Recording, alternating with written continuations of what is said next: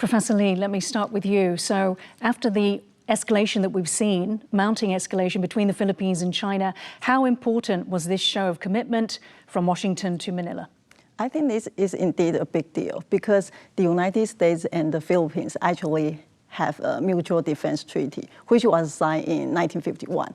So the Philippines is actually the longest or the oldest ally of the United States. But we know the treaty has never been invoked before because this region is relatively stable and peaceful in the past few decades.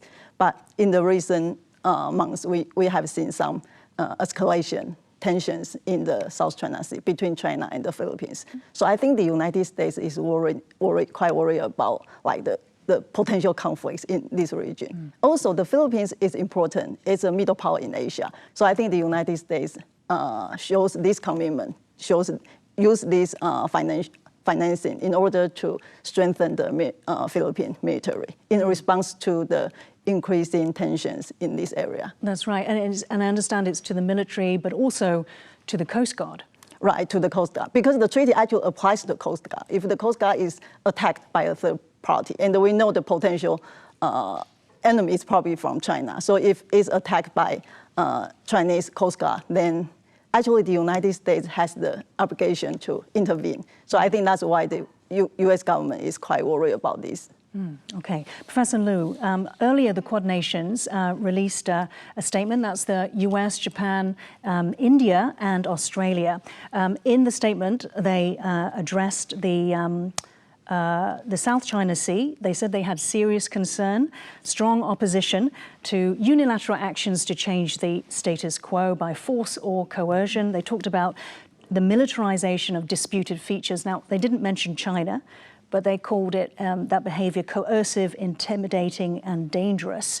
And then China has hit back and they have said that the Quad is artificially creating tensions. What do you make of that response? If China is opposing Blinken's view, statement, trip at all, then this can somehow antagonize ASEAN as a whole.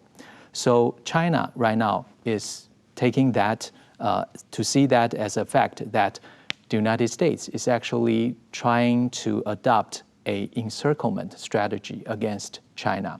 China has been saying that, accusing United States for doing this for a long period of time.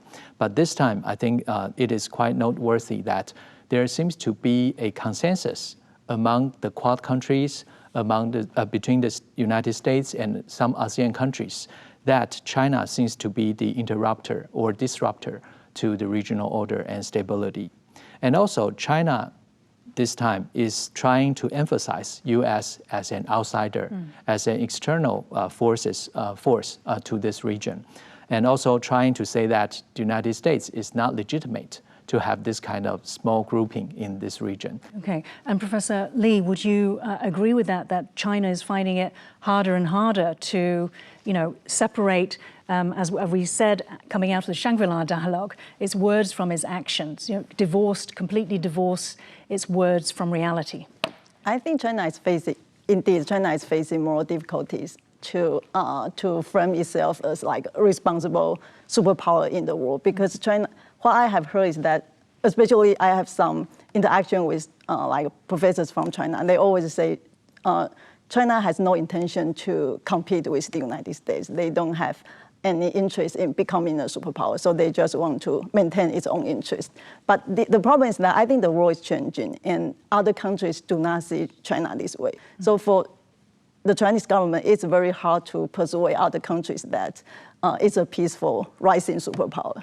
So I think that's the difficulty the Chinese government is facing now. Right.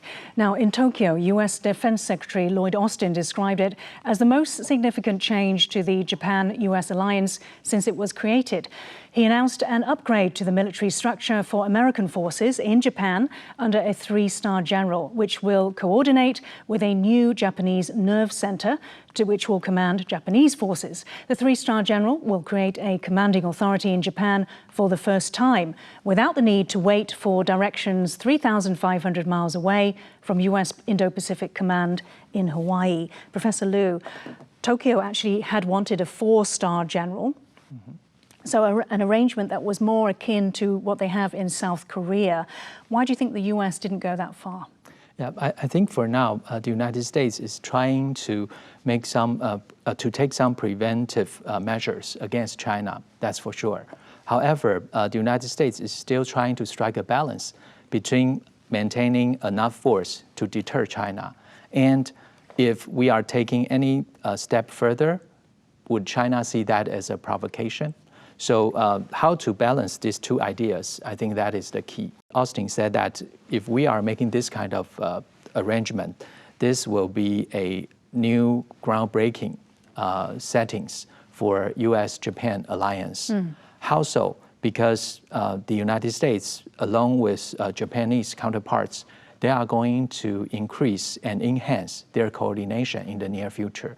So for example, right now there are 50,000 U.S. troops stationed in Japan. However, they are listening to the Indo-PACOM directly. On the one hand, as we can see, China may have some objections to this, that's for sure. But China cannot overinterpret that as a provocation to the Chinese side. And also, for the U.S. side, as we can see, the United States believe this arrangement can make extended deterrence work better. Yeah, I think that's very, very important to the United States and to Japan.